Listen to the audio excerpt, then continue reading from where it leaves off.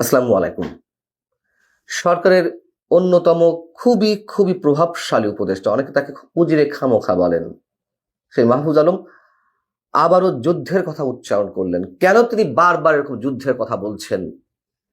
কি এমন বিশেষ পরিকল্পনা নিয়ে তারা এগোচ্ছে? তিনি মঙ্গলবার গভীর রাত 3টায় তার ভেরিফাইড ফেসবুক পেজে একটি পোস্ট দিয়েছেন, যেখানে তিনি বলছেন দেশে এখন যুদ্ধ পরিস্থিতি বিরাজ করছে এবং সেই যুদ্ধ অন্য জায়গা থেকে আমাদের চাপিয়ে দেওয়া হয়েছে। একটা কন্ট্রোল রুম থেকে নাকি সেই যুদ্ধের প্রতি সপ্তাহ এবং দিনের কর্মসূচি চালু করা হয় এবং মনিটর করা হয়। আমাদের সেই যুদ্ধের বিরুদ্ধে ঐক্যবদ্ধ হয়ে প্রতিরোধ করতে হবে, এমন যুদ্ধের কথা তিনি অনেকবার বলেছেন। আহ্বান জানিয়েছেন, গৃহযুদ্ধের জন্য প্রস্তুতি নিতে বলেছেন, একাধিকবার বলেছেন। এবং প্রশ্ন তো অনেক জায়গা থেকে এর মধ্যে উঠেছে, মন্ত্রী পদমর্যাদার উপদেষ্টার চেয়ারে বসে একজন ব্যক্তি কিভাবে তিনি কথায় কথায় গৃহযুদ্ধের কথা কিংবা যুদ্ধের কথা উচ্চারণ করেন? কেন তিনি আতঙ্কগুলো ছড়িয়ে দিচ্ছেন? কিসের ভিত্তিতে কারা প্লট নির্মাণ করছেন?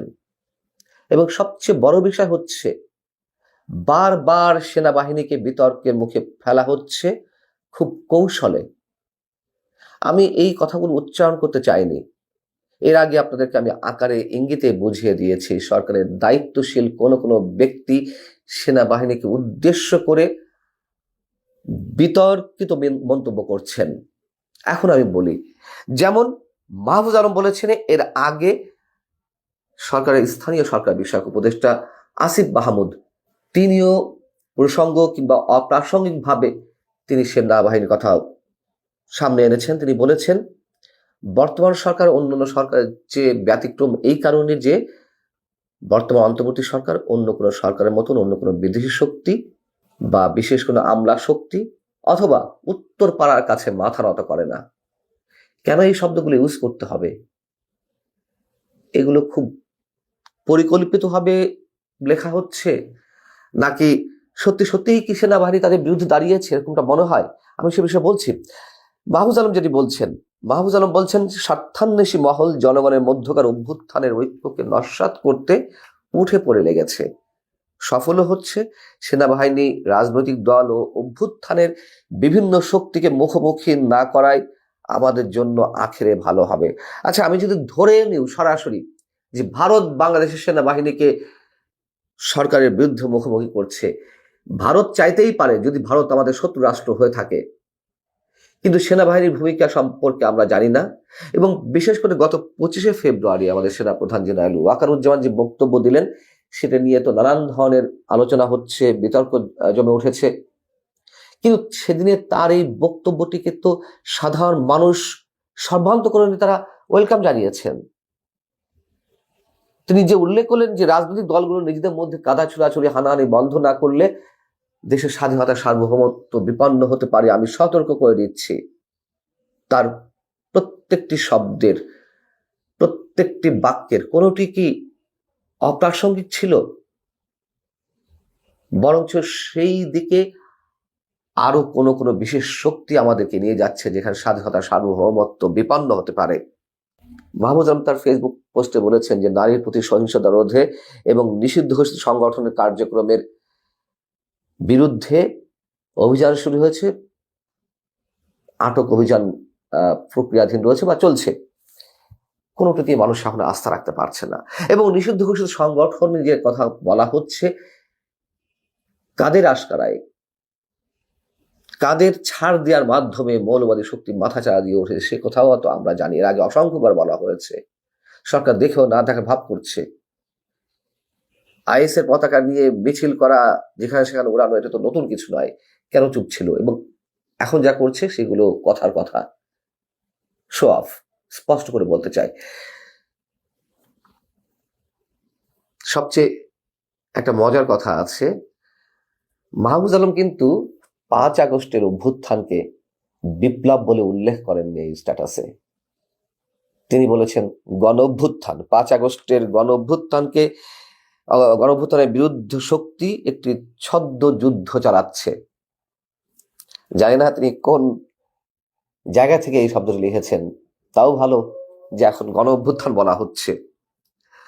তিনি লিখছেন যে সরকার জঙ্গিবাদ এবং সন্ত্রাসের বিরুদ্ধে জিরো টলারেন্স দেখাবে, দ্রব্যমূল্য নিয়ন্ত্রণ, সন্ত্রাসীদের দ্রুততার সঙ্গে বিচার এবং প্রতিষ্ঠানসমূহকে শক্তিশালী করা, এসব ইস্যুতে সরকার সক্রিয় ও সফল।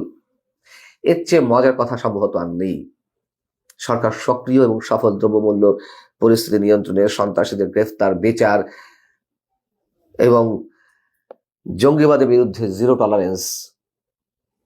কথা বলতে খুব ভালোই লাগে, বেশ গরম গরম কথা বলা যায়, কিন্তু গত 7-8 মাসে এই সব জায়গায় কোনটিতে সরকার সফল হয়েছে, কি করেছে? বরঞ্চ ভয়ঙ্কর এক ভবিষ্যতের দিকে আমাদেরকে ধাবিত করে নিয়ে যাচ্ছে। ডক্টর মোহাম্মদ ইউনূস সাহেব তিনি দ্য গার্ডিয়ানে যে সাক্ষাৎকারটি দিয়েছেন, সেখানে যা কিছু চলছে, ঘটছে, দেশের জন্য হুমকি, রাষ্ট্রের জন্য, সমাজের জন্য, সবকিছুর জন্য শেখ হাসিনাকে দায়ী করেছেন। এর আগেও তিনি বিভিন্ন গণমাধ্যমে এই ধরনের কথা বলেছেন। নিজের কোনো দায় খুঁজে পাচ্ছেন না। আর এই যে কথাবার্তার সংস্কৃতি, এগুলো অনেক পুরনো, আমরা জানি, এগুলো বুঝি, এগুলো বলে লাভটা কি? তিনি বলছেন যে সামরিক, বেসামরিক, আমলাতন্ত্র, ব্যবসায়ী শ্রেণী ও মিডিয়ার মধ্যকার গণঅভ্যুত্থানে শক্তিগুলোর বিরোধ, স্বার্থান্বেষণ এবং মতান্ধতা, অন্যদের গণঅভ্যুত্থানের বিরুদ্ধে শক্তির ঐক্যবদ্ধ হয়ে ক্রমশ উত্থান সরকারকে বেকায়দায় ফেলেছে। এই শক্তিগুলো সরকারকে বেকায়দায় ফেলেনি, বরঞ্চ সরকারের স্টেক হোল্ডার আর সরকারের মধ্যে যারা রয়েছে তারাই একটা ছায়া সরকার হয়ে আসল সরকারকে বেকায়দায় ফেলছে। তারা কি চাইছে, কি তাদের উদ্দেশ্য, অনেক কাছে এর মধ্যে পরিষ্কার হয়েছে। মাহফুজ আলম এ কথাও উল্লেখ করে দিচ্ছেন যে এই সরকারের আমলে এই দেশকে গড়ে তোলার সুযোগ এবং সক্ষমতা তৈরি হয়েছে বলেই ভিন দেশ থেকে দ্রুততার সঙ্গে সরকার পরিবর্তনের প্রেসক্রিপশন দেওয়া হচ্ছে। এই কথাটি সত্যিই হাস্যকর লাগছে আমার কাছে। যে সংস্কার করে রাত দিন চিৎকার করা হচ্ছে, সেই সংস্কারের কতটুকু এগিয়েছে গত 7 মাসের বেশি সময় চলে গেল। সেই সময়ের মধ্যে কি চায় আসলে তারা? মানুষ অতিষ্ঠ হয়ে গেছে। 5 আগস্টের আগে যে অভ্যুত্থানটি, মানে 5 আগস্টে যে অভ্যুত্থানটি ঘটলো, তার আগে মানুষের চাওয়া কি ছিল? একটা সরকারি পরিবর্তন হবে, স্বৈরাচারী সরকারের পতন ঘটানো হবে, তার মধ্য দিয়ে একটি গণতান্ত্রিক সরকার প্রতিষ্ঠিত হবে, যেখানে মানুষের বাক স্বাধীনতা ফিরে পাওয়া যাবে, আইন শৃঙ্খলা পরিস্থিতির উন্নতি ঘটবে, জিনিসপত্রের দাম কমবে।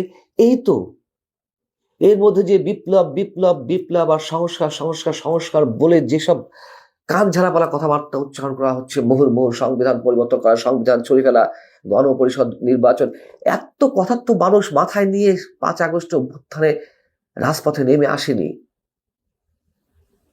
এবং সত্যি বলি, যেই ছাত্র নেতারা সামনে ছিলেন, সামনের কাতারে, তাদের জন্য মাঝে মধ্যে সত্যি কষ্ট হয়। হয় তারা বুঝে একটা ভয়ঙ্কর বিপদের দিকে এগিয়ে যাচ্ছেন, অথবা তাদেরকে কেউ ব্যবহার করছেন। কিন্তু কষ্ট হয় এজন্য যে তারা তো একটা প্রচন্ড শক্তি নিয়ে, সাহস নিয়ে সামনের কাতারে দাঁড়িয়েছিল। কেন তাদের সেই অমিত শক্তি দেশের জন্য কাজে না লাগিয়ে হয় তারা বিপদের দিকে যাচ্ছেন, অথবা একটা ভয়ঙ্কর বিপজ্জনক অবস্থার দিকে কারোর দ্বারা ব্যবহৃত হয়ে দেশকে অন্যদিকে নিয়ে যাচ্ছেন। আল্লাহ হাফেজ, ভালো থাকুন সবাই।